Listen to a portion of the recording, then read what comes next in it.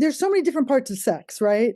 Yeah. And you do desire, and that's the chapter I'm writing right now. It's all on turn on. It's like what desire. So what kind of why that?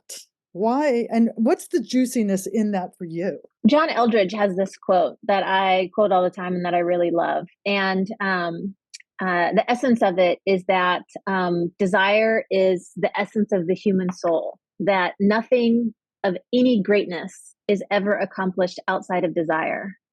No mountain has been climbed, no symphony has been written, no injustice has been fought without desire. Desire is the fuel for the search for the life that we prize. In other words, we have to have some kind of wanting inside of us to move forward with um, like what we're compelled by, right? So it's like what is in me that has a fire, that is passionate, that has some kind of wanting, longing, yearning, lusting, attraction. Like, what is any of that to me? What is any of that to me? And in our society, we are constantly being told one way or another that to have a desire is wrong or bad, that what we desire is shameful. And so there's all this messaging that says, don't desire this, but definitely desire this. And so I think that, and I've experienced it with my clients, is that so many people come in and they're like, I think I'm supposed to like X, but I don't really know. I think I like this, but is that even okay? There's Mm, all of this tension around, I have a thought, I have an impulse. Am I even allowed to let myself be curious about that? So desire is, you know, it is about tapping into the most internal kind of carnal embodied experience of wanting. I want, I yearn, I hunger for. Rah, rah, rah, rah, rah. I want to eat you, put it in my mouth. That, right? But it's also like higher levels of, I'm so curious about this. I'm curious about you. Tell me more. I'm totally opening up to the possibilities of what can be in this moment. mm, And then beyond that, it is, what do I desire for my life? What is my vision for my life? What am I committed to creating in my life? So mm-hmm. desire has multiple aspects to it. And most people are really focused on the sex or the lust. Mm-hmm. Mm-hmm. And primarily because we have such a um, dysfunctional relationship with desire. As I was saying, you're allowed to want to make $1 million, to have a Lamborghini, to fuck a 18-year-old when you're a 45-year-old man. You're allowed to want those things. As a woman, you're allowed to want to be a mom. You're allowed to want to, be a good mom. Like, you're allowed to want these particular things that society has dictated, but you're not allowed to want purple hair. You're not allowed to want to work in the sex industry. You're not allowed to want to be a woman who's child free like I am. No, no, no, no, no. Mm-hmm.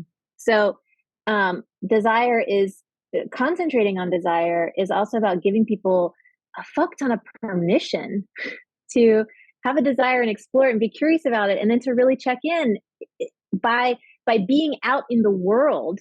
Do I really want this, or am I just like in the relationship escalator? Am I just on autopilot? Am I just doing what other people think that I should be doing? Am I doing what my parents told me was the right thing to do? Mm-hmm. Am I fucking awake in my life? It's so funny because that's exactly the word that came to me. It's like, whoa, so like that's how people find you when they kind of get to that place that they realize they're not awake and they're ready to awaken this desire in them. Yeah. Well, I would say, look, people come to me because their sex life sucks. They don't Hmm. even know that they're not awake. Uh-huh. They're not even aware. Hmm. I mean, I had a fellow very recently, just last month, say something to the effect of, you healed so many parts of not just our sex life but our marriage that I didn't even know needed healing. Wow. Right? So people don't know. They don't know what they don't know. I don't know what I don't know. You don't know what you don't know. you know? Right.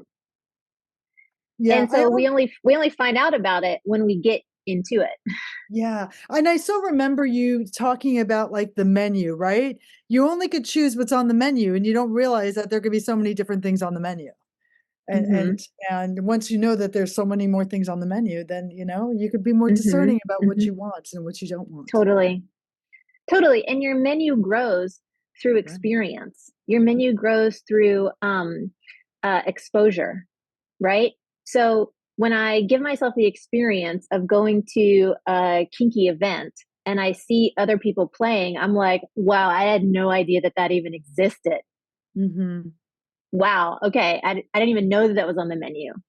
But if I don't give myself the experience of going out into community and seeing what is available or talking to a coach or going into a program, then I'm not exposed to anything outside of what I can imagine in my own head, in my own room, in my own bedroom with my partner who also has all of their own hangups and their own shit and their own fears and their own trauma and their own like you know, no fault of their own, no shame, no blame, no guilt about it, but their own like hangups, their own limitations, right? Yeah. So in that dynamic, there's so little avenue for possibility.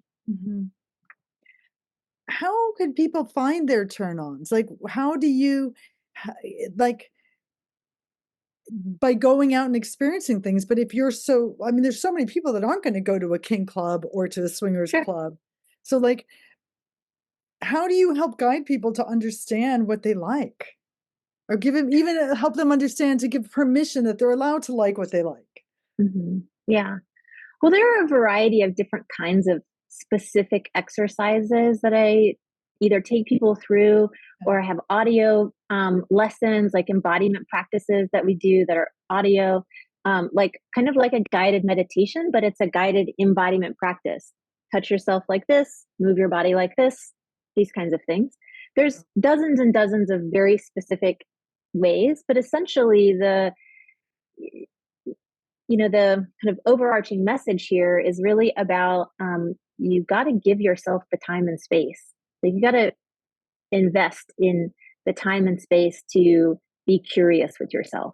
Mhm, mhm, Because the way that we find out what do I really like, what am I really excited about, is we have to quiet down a lot of the noise around us. That is the anxiety, the hype, the this is what you should like, right? And so oftentimes for my clients, it is some version of, okay, shut the door, make sure that the phone is off, the dog and the cat are in the other room. Your husband, boyfriend, wife, partner is not coming home. They are not going to open the door. You're not staring at a clock. You're warm, right? mm, No literal cold feet in the room. mhm, Okay. And do these 5 things. It doesn't even matter what the 5 things are. It could be jump up and down, um, like give yourself a wet willy. It could be, you know, touch your genitals in some way. It could be lay down and breathe. It doesn't actually matter what the activities are. It's really about do something. If I do this, what is happening? mm. So kind of having people do something to their body so they could pay attention to how their body feels with it. Just teaching, I mean, really just teaching interoception, right? Kind of teaching, Hmm. which is so hard to learn when you've just been taught to not feel your body. Exactly. Yeah. So it's do Brilliant. these activities. What are you Uh-huh. thinking? What are you feeling? Um, Emotions and what are the sensations? Mhm. Mhm. So if you can just do that for 15 minutes, great. Let's just do that for 15 minutes. And then when we have data, now we Mhm. have information. Okay. So it's like collecting the data about yourself so that then you could navigate through it, like the good stuff and the bad stuff. Like, this is what I don't like, and this is what happens when I don't like this is why I don't wanna have sex or I don't like to be touched. What's going on there? Yeah, of course. Yeah, I mean it's even more basic than that. I'm just gonna get down even like more basic, which is um I get turned off when my toes are cold. Okay. Uh-huh. I can be having a great, wonderful time. And when I feel like my toes are cold, then I lose interest. Okay. So if that is a common occurrence, right? Uh-huh. What is it that I need to do in my environment to never have cold feet? Uh-huh. So it's not only what am I doing, what am I experiencing, then it is so what do I get to do now to create the environment in the outside world or inside me in order to generate the response that I really want to have. Mhm. So it's not even like why are you not having sex? That's such a loaded shameful dialogue, right? Mhm. Mhm. Because come to find out, for a lot of people, it's not about I don't want to have sex with you. It's like I don't like the way that I feel when my belly hangs out.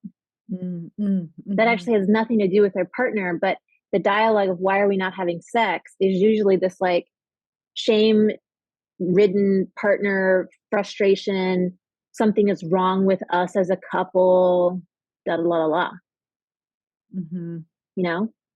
And so Yeah. it like this piece around desire is more about like who are you? What do you feel? What's going on inside of you? Okay, now what's the stuff that's fun, Mhm. nice, sensual, yummy? What's cool? What do you like? Even if it's just like what's neutral? Okay, now is there any of that that you want to share with somebody else? Yeah. Yeah. This like why are we not having sex dialogue is just it's so unproductive Mhm. Mhm.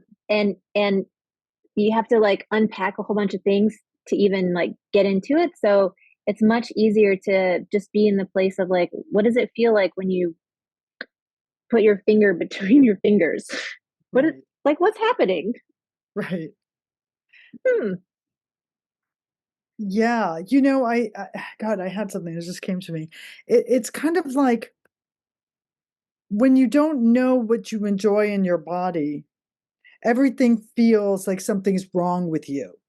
That was my experience. Like when I didn't like anything, it's like, what is wrong with me? And Mm-hmm. then when you try to have that conversation with a partner, it just ends up Mm-hmm. being what is wrong with us. Yeah, totally. Or your partner is like, what is wrong with you? Right. I'm totally fine. If you could just get your shit together, then we'd have a totally fucking wonderful sex life. Right. Which Everybody loves the way I unfortunately, fuck, right? Except you. So yeah. or I'm down for whatever. If you could just handle your shit, then we would be fine because I'm down for whatever.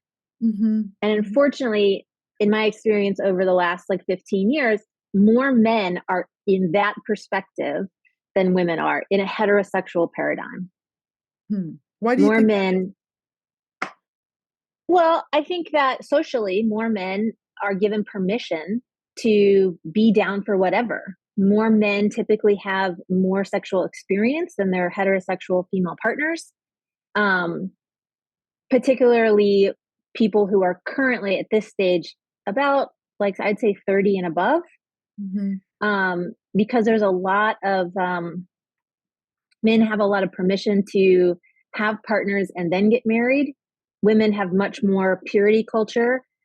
Mhm. Dad owns your sexuality until dad gives it away to the man, and then your husband now owns your sexuality.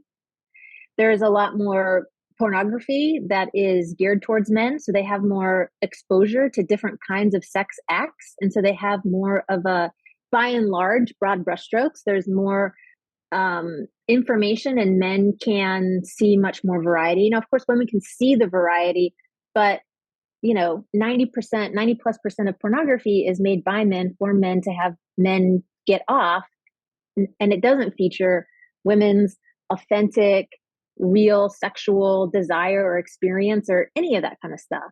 Mm. And most women are given the message that if they want to get into any of that, then they're sluts and whores, and that bad. It's bad. You want to get into that, it's just bad. Mhm. So that's the Mhm. messaging that a lot of women get. And I think then there's this other thing that is where I think men were taught in general, men were taught this, women were taught this, that women are more complicated and men are more simple. Mm-hmm. And that is a paradigm that actually really hurts men and women. Mm-hmm. Mm-hmm. Whether you're in a same sex or a, heterosexual sexual relationship, the idea that one gender is simple and easy and the other gender is complicated and difficult and hard to understand, I think plays into that. Mm-hmm. Uh, and I think that men are also, by and large, especially heterosexual men, are also taught that they don't really have to do emotional labor. They don't have to be curious. They don't have to think about really like the trauma that their wife has experienced early on in her life and how that may be affecting her 30 years later. Like they're not taught to do any of that. Mm-hmm. So when she doesn't want to have sex and she's 42 years old, she doesn't want to have sex with them. He's all like, look, I would just be happy with a blowjob every now and again. And she's like, why can't you understand that this is such a fucking turnoff? Yeah. Why can't, it's just a blowjob. It's like, so it's not even that they're in an argument. They're having two vastly different conversations. He's over here, she's over here. They're not even in the same ballpark, Yeah. you know? So that's part of the challenge in relationship, is that they're not even having the same conversation. And so they're coming from wildly different perspectives. And again, everybody brings all their baggage, trauma, hangups, fears, projections, uneducated myths and messaging. They bring all that to the table. Mm-hmm. So desire, to come back to desire, it's like, okay, well, what do you really want? Because most of us are performing a bunch of shit that we're told we're supposed to, and it has nothing to do with what we really want. Yeah. Yeah. You know, yeah, yeah. It's kind of like what Emily Nagoski says, arousal or desire is arousal in context, the Mm-hmm. context of it. And when we have different contexts, one person just wants a blowjob, the penis is right there. It gets hard. It's turned on. It just wants to orgasm, right? It's simple. Just do it. Yeah, yeah, But yeah. like a vulva and a vagina take a little bit more warming up. They're more internal. They're more juicy. They need a little bit of softness, right? In order But to, even this idea, Evelyn, that the penis is simple and easy, and it just gets hard, and the vulva needs more warming up, is actually not accurate for many, right. many, many people. Exactly. But what I'm saying, because of that anatomy, that I think that the anatomy has caused people to think that that's what is, when the Sure. reality, because it's just there, right? You see a cock. You see it when it orgasms. So the anatomy is part of the patriarchy. It's part of what has created the system of men are simple and women are complicated. Mm-hmm. Men are Mm-hmm. spontaneous, women are receptive, when the studies show that that's not true. That Right. there's a lot of, and it becomes less true as people age, you know? Sure. Sure. Sure. Sure. And I think And I that's the mean, this goes beautiful thing back about to, aging.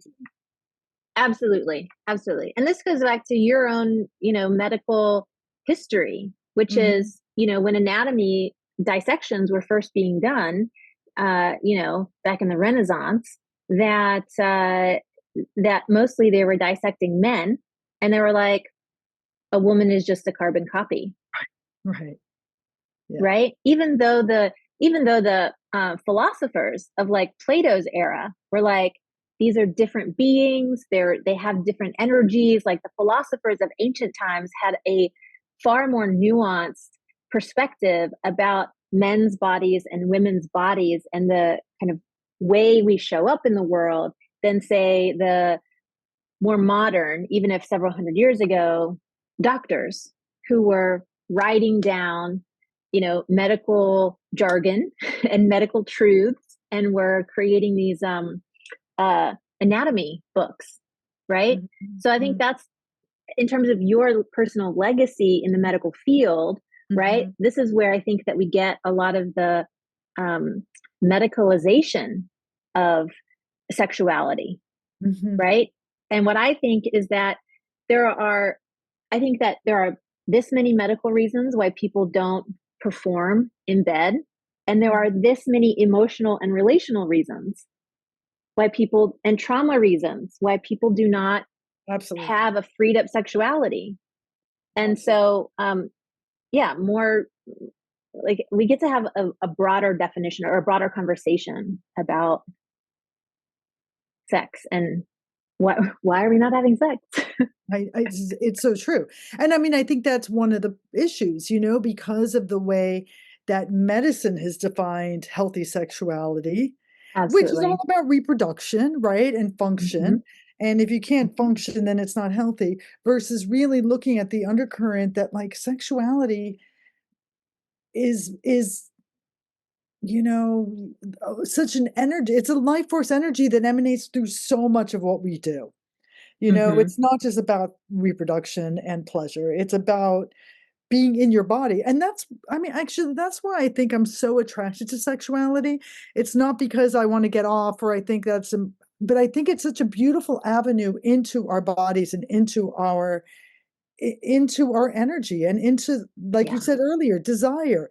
It allows us to heal from within. It's something that we could call in and we could call up to navigate all of this. And what gets in our way of doing that is trauma, social stories, shame, Mm-hmm. Mm-hmm.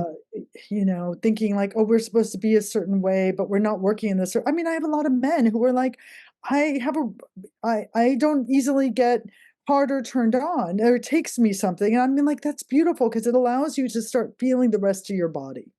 Because sex Mm-hmm. is not just in our genitals. So, Yeah, your genitals are. I think what I learned was, 5% or less of your body. yeah, And so, if we're focusing on just what our genitals are doing, we're missing 95% of the picture. right, right. I mean, this is where kink and BDSM come into such play and are such Mhm. teachers because it teaches you to get outside of that. This is where Tantra is such a beautiful player because it teaches you how to breathe and move and connect in different ways. Like all of these other modality, whatever you want to call them, you know, actually have helped us expand our understanding of sexuality and Yeah. normalize that we're more than just trying to fuck each other. Yeah. And if we just want to fuck, let's not like put a lot of weight on it, you Yeah, know? yeah, Like yeah. let's be free about it. Like that's okay Mhm, too. Like it's okay to have these like spiritual, ecstatic, blissful desires, and it's okay to want to have a carnal experience where I want to tear your face off. mhm, Like it's all in the same goodness pile. mhm, mhm. Why do you think it's so hard for people to talk about what they want? Shame, judgment, fear. I mean, it's all about fear. Mhm, Some version of something bad is going to happen, mm, mhm, and we all have a different particular flavor of what that bad thing is. But generally, I've seen it, and it falls into a couple different categories, which is the separation myth. mm, I'll be rejected. I mm, won't be like you anymore. So you won't like what I have to say. You'll leave me. mhm, Um, I'll be made fun of. I'll be humiliated. If you really knew me, then you wouldn't want to be with me. It's like in that vein. And similar to that is the scarcity myth, which is no one will want to be with me. There's no one like me. I can't share this because not only will you reject me, but who would want to have me? If this is what I want or this is who I really am, who could possibly want this? mhm, And all of that it's not just about my desire, but it's all wrapped into also what do I look like? How much money do I make? What's my parenting? How have I been parented? It's all the other things that Brene Brown talks about in her, 12 different categories of where we experience shame in our life. It's all related to the other. And I think sexuality is one that connects more than maybe some of the others because most people have some version of a story, which is like, how could I possibly want that when I don't have this? Mm. How could I possibly want, let's just say it's me, right? How could Eva possibly want that man with that body? He's a 10, but I'm only a 6, Mhm. right? Or like he makes so much more money than I do. I'm totally out of league, right? His job has so many blah. I work this kind of job. No one would ever, you know, no one of that stature would ever want to have sex with me because I have this stature, this social location.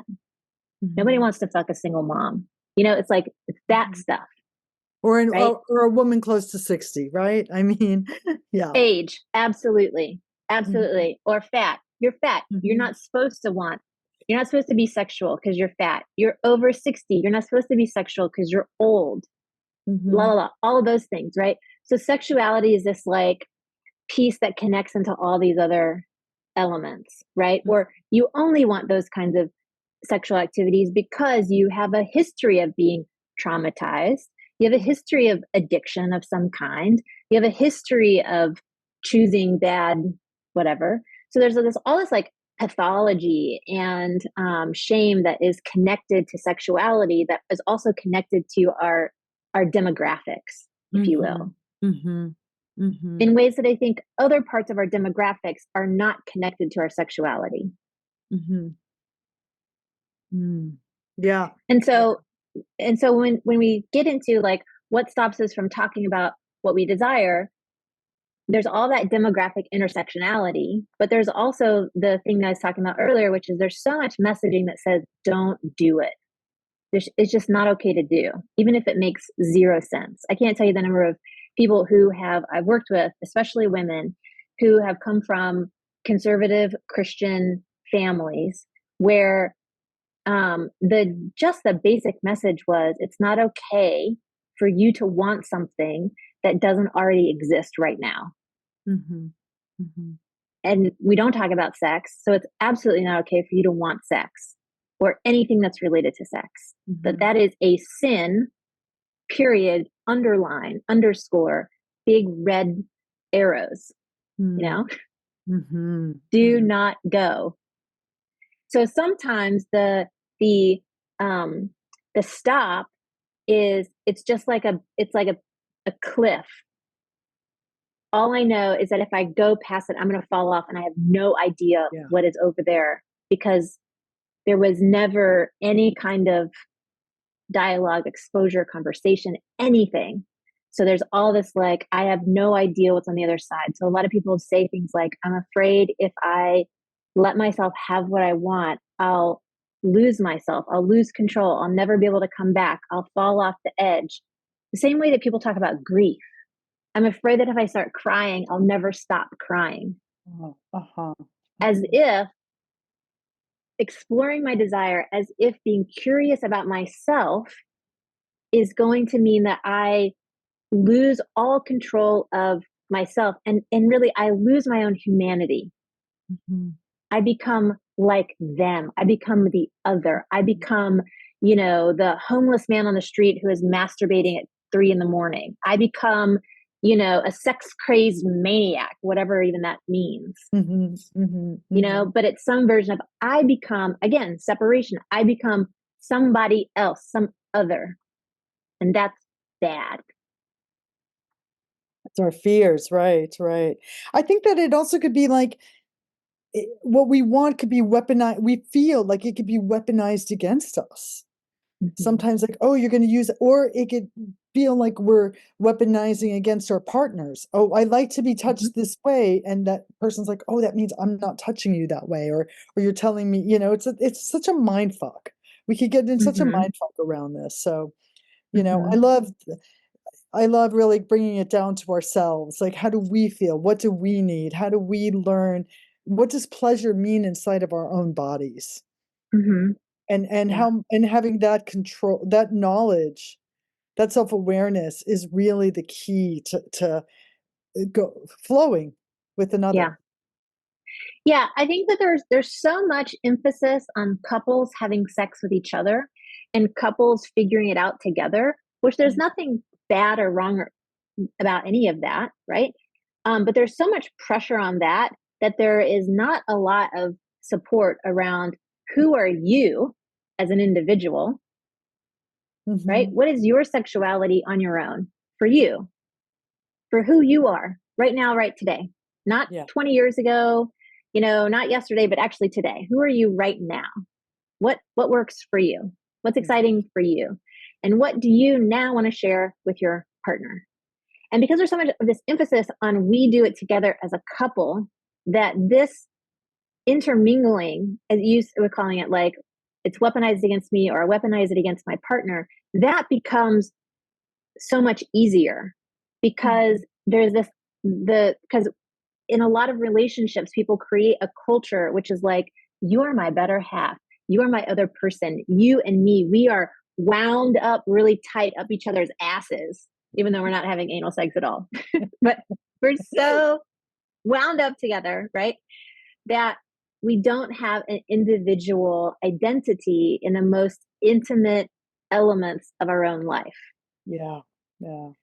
And so, from that perspective, when we try to get into any kind of like problem solving when it comes to sexuality, there is a high tendency to blame it on the other person, either covertly or overtly, Mhm. Mhm. right? And then that's where we get into this like, it's your fault. Why don't you like me? I'm taking it personally. And then we turn into 5-year-olds on the playground. Yeah. Why won't you play with me the way I want to play with you? Like, why'd you take my toy? Ah. We turn into these little baby monsters. Mhm. And we actually, in a lot of ways, like we step out of our like full upright adult measured grounded emotionally intelligent selves Mhm. because we get into these fear loops of separation. You're going to leave me. Our relationship is trash. We're going to have to get a divorce. What if nobody wants me? I don't want to start over again. La la la la la. Why is this not working? How long can I put him off? How long do I have to stay? And she's being cold to me. Oh my God, my dick doesn't do what I want it to do. What if she never wants to be with me again? I can't please her. I don't want to talk about it. I'd rather just sweep it under the rug. These are all things that I've heard. Yeah. Of course. Me too. Yeah. Yeah. And it has nothing to do with so what actually like makes you happy? Yeah. You, you know? And It's and the like other thing, mhm. Mhm. well, the other thing is that when it comes to pleasure, most people think about pleasure solely from the perspective of sex Mhm. rather Mhm. than what food tastes delicious in your mouth. Like what is the sensation that when you put it in your mouth, you're like dancing in your seat, Mhm. right? What shoes feel amazing on your feet, right? Like those kinds of things. Right. And we miss that when we get into this like meh with our partners. Yeah. Yeah. Ah, thank you. This is great. Yeah. I really like what I love when you said what brings me pleasure? What brings me? It's like the simplest question with the most complex mind fucks that's available to you. Sometimes, yeah. Well, because we're not taught that we're allowed to have pleasure and we don't notice it. We only notice our Uh-huh. suffering sometimes. And maybe that's just my perspective because that's what people come see me for, right? They only come see me when they're not doing well. But really taking the time out to like ask oneself that question and just be like, yeah, where do I get my joy? Not just sexually, but like, hey, I Yeah. could become orgasmic looking at a beautiful sunset. Hmm. Because Yeah. it's just And this is what I coach people on, which is shifting from I only see what's wrong into I am I'm a beacon of possibility, yeah. Mm. right? To go from I don't know what works for me. I don't know what's pleasurable. I don't know why it's not working. A lot of I don't knows into I know I own myself. I am responsible. I know exactly what works for me. I know who I am. I know what I want to share with other people, with my partner, with the world. I show up to sex already turned on and excited. I'm not waiting for somebody to do something magical to me. I am present. I am here. I know where I'm going in my life. I'm not looking at all the things that I'm suffering about. I'm actually looking at and excited about what do I desire? What am I creating? What what am I creating that is fulfilling, is that feedback loop of pleasure and joy and fulfillment and turn on, right? And Mhm. like I get to have pleasure at every step of the way and it gets to be easy. Yeah. It gets to be easy. I don't actually need to make my life hard. I don't need to. Like, mind blown, right?